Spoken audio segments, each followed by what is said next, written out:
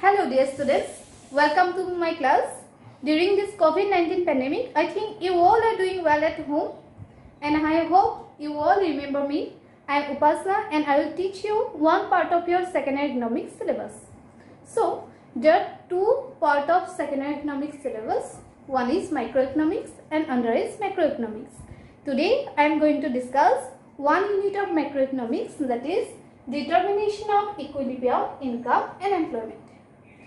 As you know that a very essential factor of economic growth is national income. With the increase in national income and per capita income, economic growth takes place. So, in this unit, I will discuss how equilibrium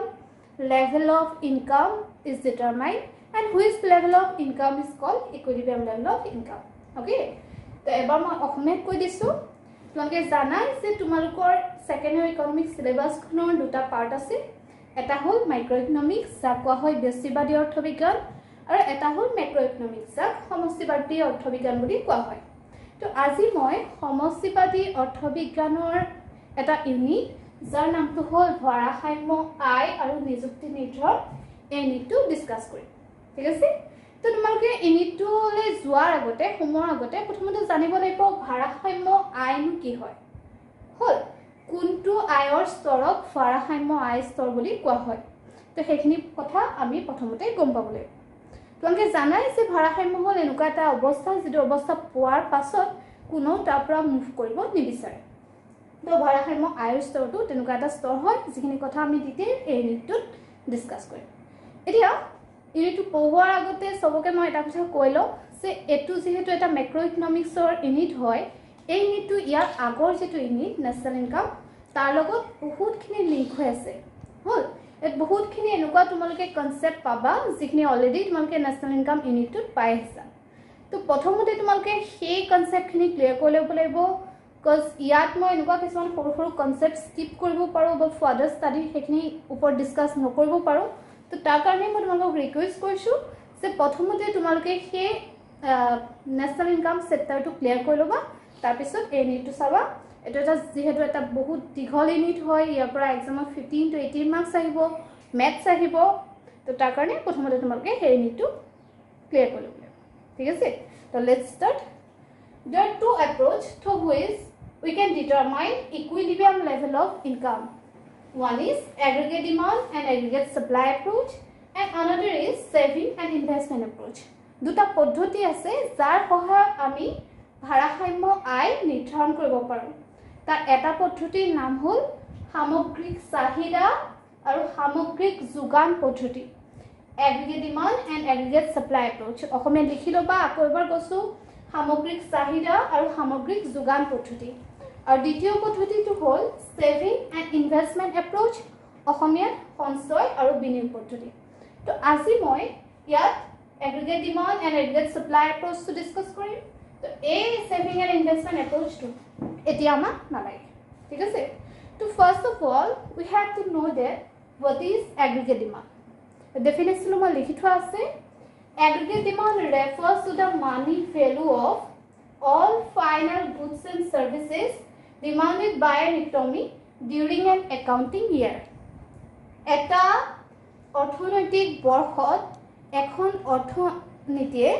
যিমানখিনি চূড়ান্ত দ্ৰব্য আৰু সেৱাৰ প্ৰতি নিজৰ চাহিদা দেখুৱাব তাৰ মানি ভ্যালুটো মানে মুদ্ৰাগত মূল্যটো কোৱা হ'ব সামগ্ৰিক চাহিদা ঠিক আছে এতিয়া ডেফিনিশনটো এনেকৈ কৰিলে কোনো বুজি নাপাবা তাৰ কাৰণে মই এটা এক্সাম্পল দি বুজাই দিছো তো সাপোজ এখন ইকোনমিয়ে এটা একাউন্টিং ইয়াৰ মানে 1 ইয়াৰত সাপোজ ফাইনাল গুডস এণ্ড সাৰ্ভিসেছৰ কাৰণে ডিমান্ড ক্ৰিয়েট কৰিলে 100 crore final goods and services demand কৰিলে ঠিক আছে এই 100 crore ফাইনাল গুডস এণ্ড সাৰ্ভিসেছৰ মানি ভ্যালুটো হৈ গ'ল 500 crore তো এখন ইকোনমি এটা একাউন্টিং ইয়াৰ মানে এটা বছৰত যিমানখিনি final goods and services demand কৰিলে তাৰ মানি ভ্যালুটো 500 crore টো হল এগ্ৰিগেট ডিমান্ড ঠিক আছে তো আই হোপ তোমালোকৰ এই কনসেপ্টটো ক্লিয়াৰ হৈছে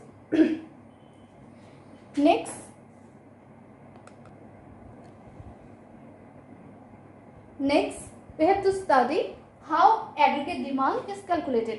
এতিয়া আমি পঢ়িব লাগিব যে সামগ্ৰিক চাহিদা কেনেকৈ নিৰ্ধাৰণ কৰা হয় বা কেনেকৈ ক্যালকুলেট কৰা হয় হল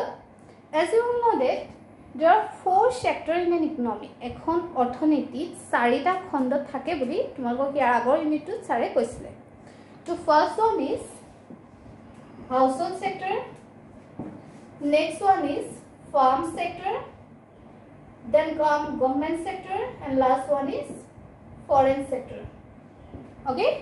so এখন অৰ্থনীতিত থকা চাৰিটা খণ্ড হল household sector মানে ঘৰুৱা খণ্ড, farm sector মানে প্ৰতিষ্ঠান খণ্ড, তাৰ পিছত আহে চৰকাৰী খণ্ড, and foreign sector. Now foreign sector to হল বৈদেশিক খণ্ড. Now if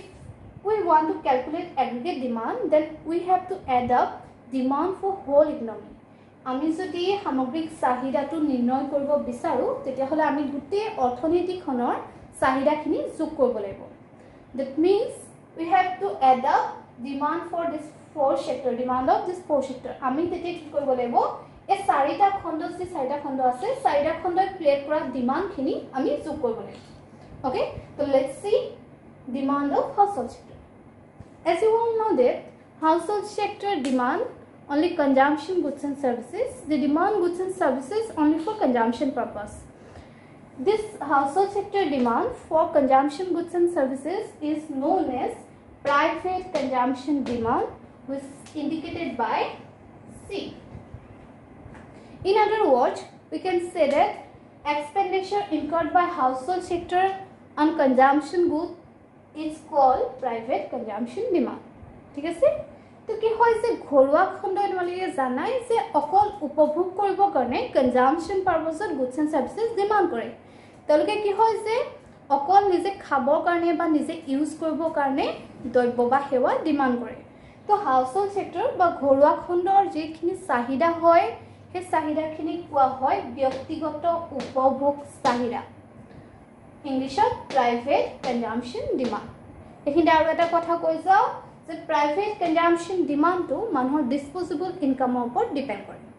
what is disposable income এতিয়া তোমালোকে জানাইছে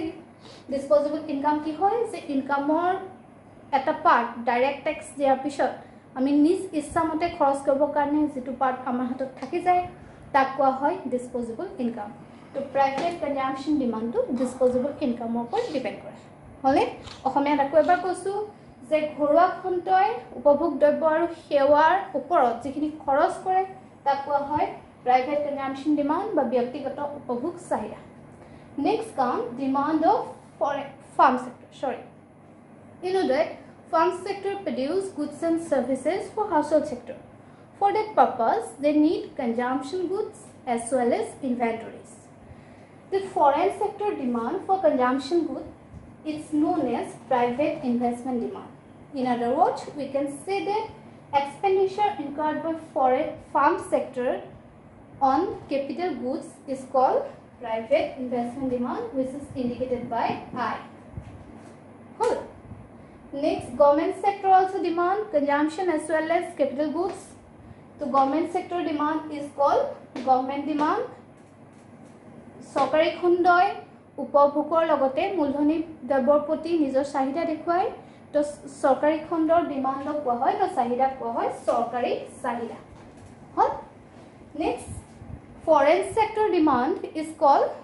net export and we calculated net export as export minus import ঠিক আছে তো ফৰেন সেক্টৰ বা বৈদেশিক খণ্ডৰ যেটো চাহিদা তাক কোৱা হয় নিগুত ৰপ্তানি আৰু নিগুত ৰপ্তানি উলিয়াবৰ কাৰণে আমি এখন দেশৰ এক্সপোৰ্টৰ পৰা ইম্পোৰ্ট মাইনাস কৰিব লাগিব ঠিক আছে এতিয়া প্ৰাইভেট কনজাম্পশন ডিমান্ডক সিএ ইন্ডিকেট কৰে ব্যক্তিগত উপভোগ চাহিদাক সিএ ইন্ডিকেট কৰে প্ৰাইভেট ইনভেষ্টমেন্ট ডিমান্ডক আই ইন্ডিকেট কৰে প্ৰাইভেট ইনভেষ্টমেন্ট ডিমান্ড মানে অসমীয়াত হ'ল ব্যক্তিগত বিনিয়োগ চাহিদা গভৰ্নমেন্ট ডিমান্ডক ইন্ডিকেট কৰে জিএ আৰু নেট এক্সপোৰ্টক ইন্ডিকেট কৰে ই sorry minus x minus m export minus import कर पले net export of indicate करे हल Now, if we add up demand of this 4 sector, then we get aggregate demand. Thus, aggregate demand equal to AD equal to private consumption demand C plus private investment demand I, government demand C plus X minus input means net export. এতিয়া তোমালোকক এই গুটেকিটা sector বিষয়ে পঢ়িবলৈ নালাগে তোমালোকে আমি ইয়াত এই নিটুত অকল সিম্পল ইকোনমিৰ কথা ডিসকাস কৰিম তো তোমালোকে জানাই যে সিম্পল ইকোনমি অকল দুটা সেক্টৰ থাকে এটা হল হাউসহোল্ড সেক্টৰ আৰু এটা হল ফাৰ্ম সেক্টৰ এখন সৰল অৰ্থনীতিত মাত্ৰ দুটা সেক্টৰ থাকে এটা হল ঘৰুৱা খণ্ড আৰু আনটো হল প্ৰতিষ্ঠান খণ্ড তো আমাক ইয়াত দুটা সেক্টৰ লাগিব দুটা সেক্টৰ ডিমান্ডটো লাগিব তো aggregate demand becomes demand of private sector, that is private consumption demand C, and demand of farm sector, that is private investment demand I. Whole. So etia aggregate demand hol C plus I. Etia ami consumption jetu palo consumption aru jetu investment palo tar bishoy olop detail pohi lobo laibo tar pisote ami aggregate demand kenege uliai ekhini pisot pohibo. Only so let's see about consumption function. তেতিয়ালৈকে মই লিখি লোৱালৈকে অলপমান ভিডিওটো pause হ'ব Now let's see what is consumption function.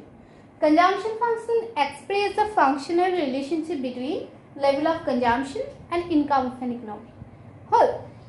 consumption function বা উপভোগ ফলন অসমীয়াত কোৱা হয় উপভোগ ফলনে কি দেখায় যে এখন অৰ্থনীতিৰ উপভোগ স্তৰ আৰু অৰ্থনীতিখনৰ আয়ৰ মাজৰ সম্পৰ্কটো নিৰ্দেশ কৰে উপভোগ ফলনে হল now consumption is positively related to the income এখন ইকোনমিৰ উপভোগৰ স্তৰটো সদায় ইকোনমিখনৰ আয় স্তৰৰ লগত ধনাত্মকভাৱে জড়িত হৈ থাকে and one more thing consumption is always positive and it is never be zero consumption কি হয় সদায় পজিটিভ হয় ই কেতিয়াও জিৰো বা নেগেটিভ হ'ব নোৱাৰে কিয় নোৱাৰে সোৱা যে মানুহৰ ইনকাম জিৰো হ'ব পাৰে হয়নে মানুহে এটকা ইনকাম আৰ্ন নকৰাকে থাকিব পাৰে এটা কোনবা তোমালোকৰ মাজত এনেকুৱা বহুত আছে যি এটকা ইনকাম আৰ্ন কৰা নাই হেবলি তোমালোকে কনজাম্পশন নকৰাকে আছে নি নাই তোমালোকে কনজিউম কৰি আছা তোমালোকে খাই আছা তোমালোকৰ কাপোৰ দৰকাৰ হৈ আছে মানে তোমালোকে কনজাম্পশন কৰি আছা তো কি হয় যে মানুহৰ ইনকাম এটকা নাথাকিলেও মানুহে consumption কৰিবই আৰু consumption to কেতিয়াও জিৰো বা নেগেটিভ নহয় ঠিক আছে এতিয়া জিৰো লেভেল অফ ইনকাম এটকা ইনকাম আৰু নকৰোতে যিখিনি consumption কৰা হয় যিখিনি ইনকাম লেভেলৰ ওপৰত ডিপেন্ড নকৰে তাক কোৱা হয় এখিনতে কৈ গৈছো অটোনমাস consumption হল তো এতিয়া যদি আমি consumption function to লিখিবলৈ হয় তেতিয়া আমি এনেকৈ লিখিব লাগে C equal to function of y here C is consumption F to indicate কৰিছে function to দেখুৱাই যে ইনকাম আৰু কনজাম্পশনৰ মাজত কেনেকুৱা ৰিলেচন আছে পজিটিভ আছে নে নেগেটিভ আছে কেনেকুৱা ৰিলেচন আছে এই ফাংচনটো দেখায় আৰু y indicate ইনকাম ঠিক আছে তো এই কনজাম্পশন ফাংচনটো কেইনছৰ সাইকোলজিক্যাল লৰ ওপৰত ডিপেন্ডেন্ট হয় কেইনছ এটা ল দিছিলে যাৰ নামটো হ'ল সাইকোলজিক্যাল ল তো তাৰ ওপৰত ডিপেন্ডেন্ট হয় কনজাম্পশন ফাংচনটো তো কেইনছে এটা কি কৈছিলে হেতু চাই লও According to Keynes, as income increases, consumption also increases. But increase in income is always less than increase in greater than increase in consumption. So, কি হয় এখন অৰ্থনীতিত কেইনছে কৈছিলে যে এখন অৰ্থনীতিৰ consumption উপভোগৰ স্তৰটো সদায় অৰ্থনীতিখনৰ আয় স্তৰৰ ওপৰত নিৰ্ভৰশীল হয়। যেতিয়া এখন অৰ্থনীতিৰ আয় বৃদ্ধি হয় সিমানে উপভোগ বৃদ্ধি হ'ব কিন্তু উপভোগ বৃদ্ধি হোৱাটো আয় বৃদ্ধি হোৱাতকৈ কম ঠিক আছে হেতু আছে কেইনছৰ সাইকোলজিক্যাল ল মনত ৰাখিবা এক্সামত 2 মাৰ্কছৰ কাৰণে আহে তো নেক্সট আমি কনজাম্পশন ফাংচনটো কেনেকৈ লিখে হেতু চাম কনজাম্পশন ফাংচনটো লিখে c c bar plus by consumption ফাংচনটো কেনেকৈ লিখে here c is consumption c bar টো বুজাইছে অটোনমাস কনজাম্পশন যেটো কোনো ইনকাম লেভেলৰ ওপৰত ডিপেন্ড নকৰে অসমীয়াত কোৱা হয় স্বতন্ত্ৰ উপভোগ B2 hall marginal propensity to consume এটো কি হয় what is marginal propensity to consume পিছত আমি further discuss কৰিম এই নিটুতে কৰিম মই নেক্সট ভিডিওত কৰিম আৰু y2 হল income এতিয়া marginal propensity to consume to অসমীয়াত প্ৰান্তিক উপভোগ পাউনতা দে ই দেখাই মই সমুগে কৈ দিছো ই দেখাইছে ইনকাম ইনক্ৰিজ হোৱা ইনকামৰ কিমান টু পাৰ আমি কনজাম্পশনত ইউজ কৰো হেতু দেখাই ঠিক আছে তো এটা যিমানখিনি কথা কলো এতিয়ালৈকে মই সেইখিনি মই এখন টেবুল আৰু ডায়াগ্ৰামৰ হেল্পত তোমাক দেখাই দিছো সেইখিনি কৈ ললৈকে ভিডিওটো অলপ পজ ওকে মই তোমাক কোনখন আগতে কৈছিলো যে কনজাম্পশন ফাংচনটো কোনটো হয় c equal to function of y হল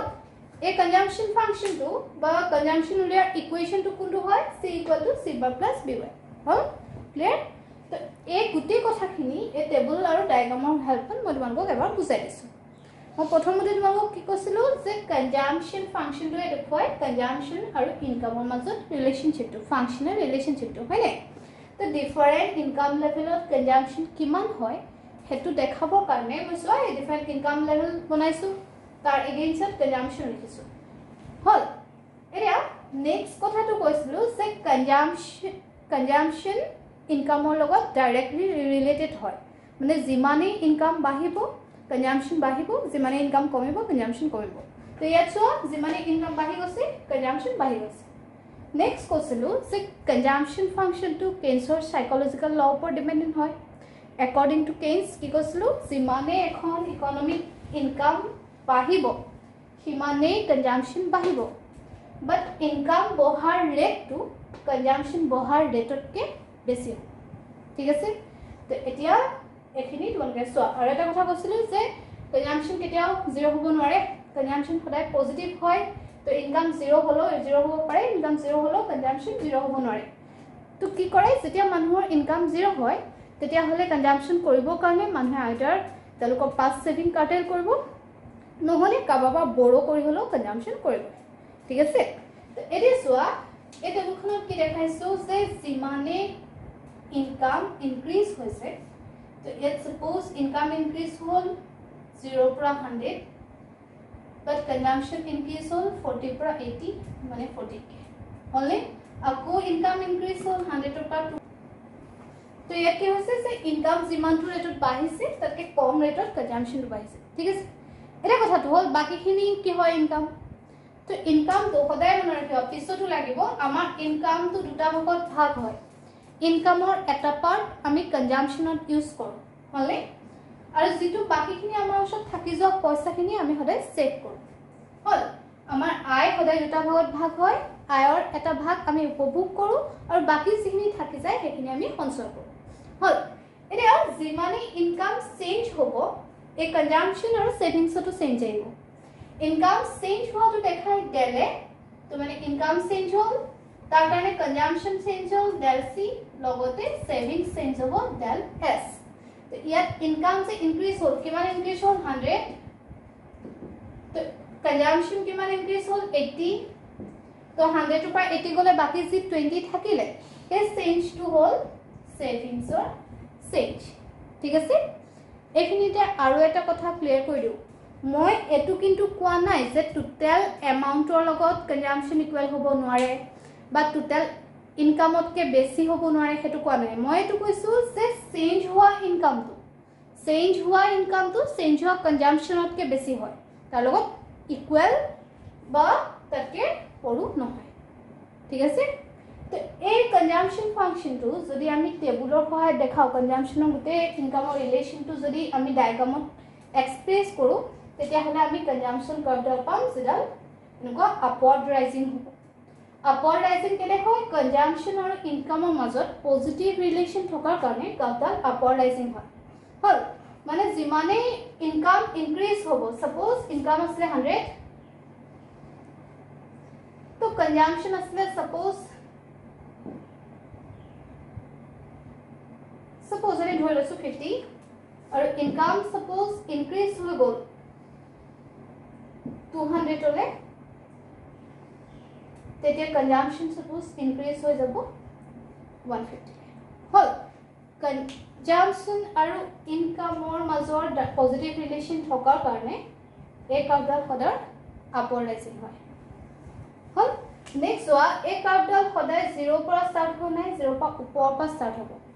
কেলে ষ্টাৰ্ট হ'ব মই তোমালোকক কৈছিলোঁ যে কনজাম্পশ্যন কেতিয়াও 0 হ'ব নোৱাৰে এই যিখিনি পজিটিভ পাৰ্ট এই পাৰ্টটো হ'ল অটোনমাছ কনজাম্পশ্যন বা চি পাৰ্ট অসমীয়াত কোৱা হয় স্বতন্ত্ৰ উপভোগ ঠিক আছে নেক্সট কথাটো হ'ল যে এই কাৰ্ভডালৰ স্লোপটো কেনেকুৱা হ'ব সেই স্লোপটো দেখাব বি বা মাৰ্জিনাল প্ৰপেনচিটি টু কনজিউম এতিয়া এইখিনি ইমান তোমালোকক দৰকাৰ নাই তো এইটো হ'ল কনজাম্পশ্যন কাৰ্ভৰ ডায়াগ্ৰাম ওকে এতিয়া চোৱা কনজাম্পশ্যনৰ বিষয়ে আমাৰ আৰু বহুত পঢ়িব লগা আছে আমি পঢ়িব লাগিব marginal propensity to consume average propensity to consume উপভোগৰ প্ৰান্তিক প্ৰৱণতা গড় উপভোগ প্ৰৱণতা এইখিনি বিষয়ে আমি পঢ়িব লাগিব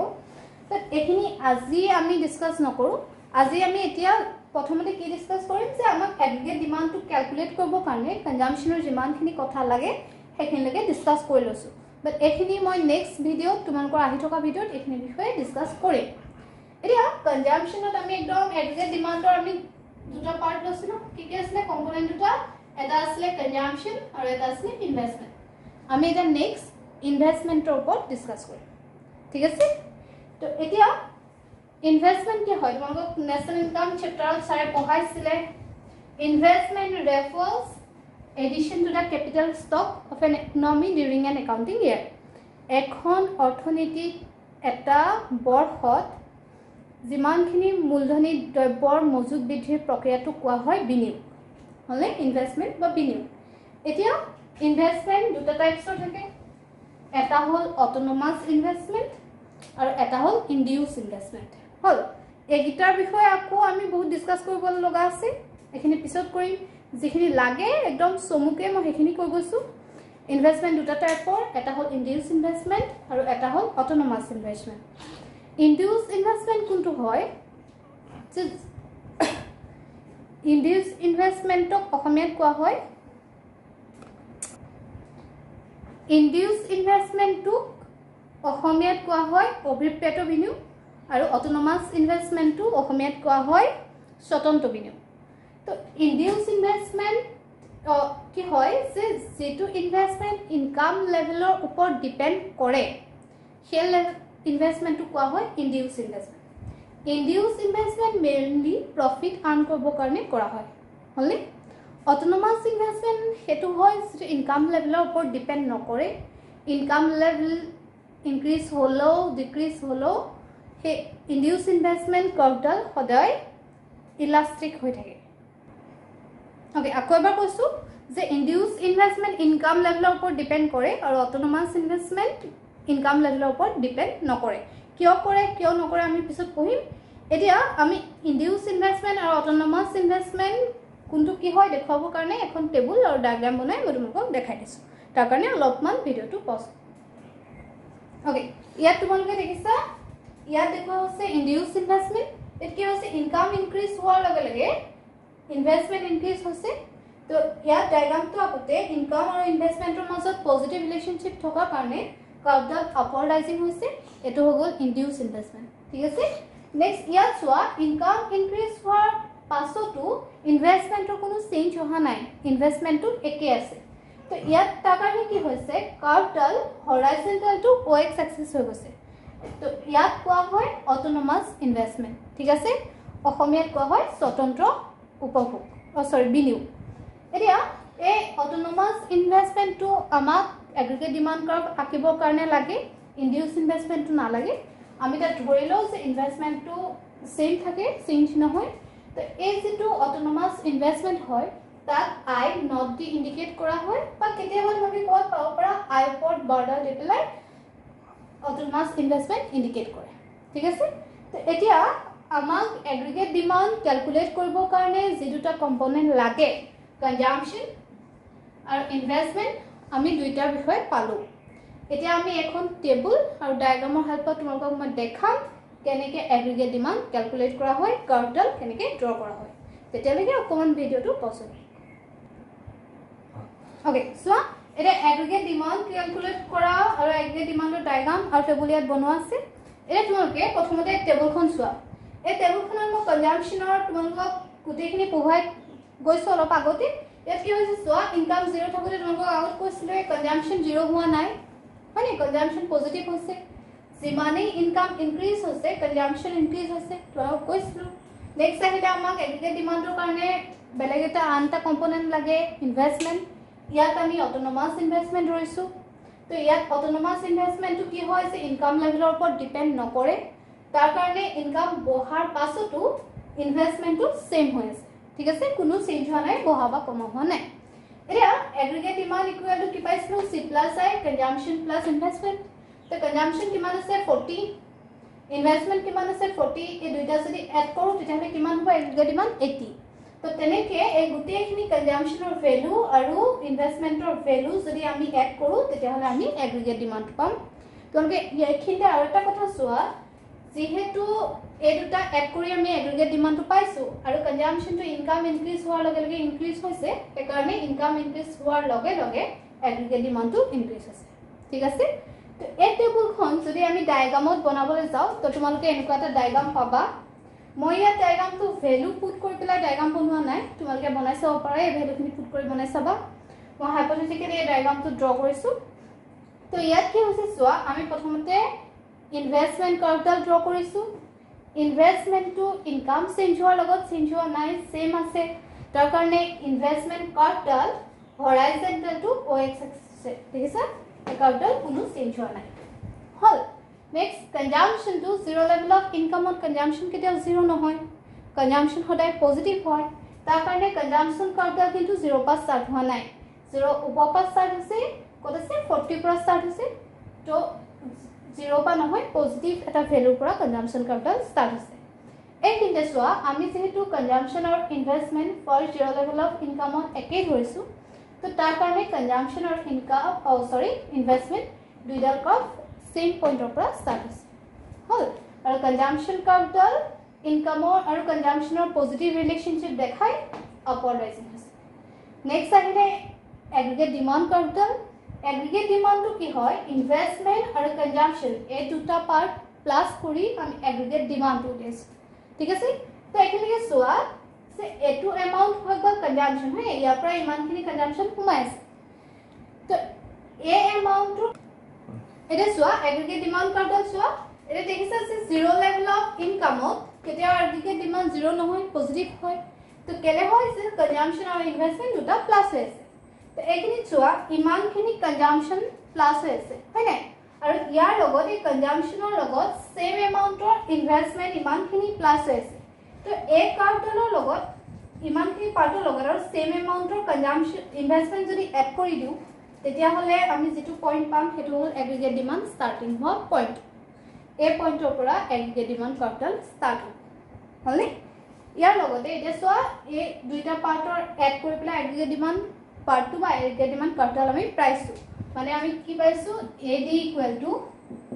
C প্লাস I হলনে এতিয়া যদি আমি ইনভেষ্টমেন্ট পাৰ্টটো উলিয়াবলৈ যাও তেতিয়া কি হৈ যাব AD equal to I equal to AD minus C হয় নাই মানে এতিয়া যে এ এগ্ৰিগেট ডিমান্ড যেটো পাৰ্ট সেই পাৰ্টটোৰ পৰা কনজাম্পশন পাৰ্টটো মাইনাস কৰি দিলে ইনভেষ্টমেন্ট পাৰ্টটো আমি পাব লাগিব তাৰ কাৰণে এগ্ৰিগেট ডিমান্ড আৰু কনজাম্পশনৰ মাজৰ যেটো গেপ কাৰ্ভ দুডালৰ মাজৰ যেটো গেপ সেই গেপটো এই ইনভেষ্টমেন্ট কাৰ্ভডাল আৰু এই OX এক্সিছৰ কাৰ্ভডালৰ মাজৰ যেটো গেপ হেতুৰ লগত সমান হ'ব লাগিব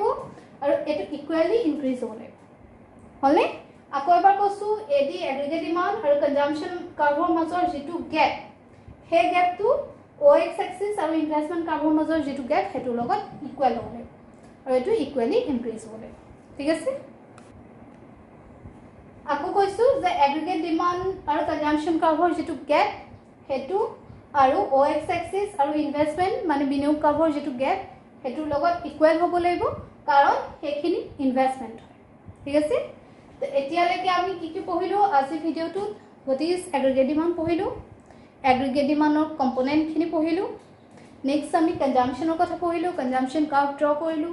নেক্সট ইনভেষ্টমেন্ট পঢ়িলো ইনভেষ্টমেন্ট কাৰ্ভ ড্ৰ কৰিলো আৰু এই গুটেইখিনি দেখাই এগ্ৰিগেট ডিমান্ড কাৰ্ভডাল ড্ৰ কৰিলো ঠিক আছে তো আজি ভিডিওটোত এখিনি হ'ব ইমানখিনি হ'ব নেক্সট ভিডিওত আমি এগ্ৰিগেট সাপ্লাই কৰিব লাগিব তাৰ পিছতহে আমি এগ্ৰিগেট সাপ্লাই আৰু এগ্ৰিগেট ডিমান্ড এপ্ৰোচ ইউজ কৰি কেনেকৈ ইকুইলিব্ৰিয়াম লেভেল অফ ইনকাম ডিটাৰমাইন কৰে সেইটো পাম ঠিক আছে তো আজিলৈ বাই বাই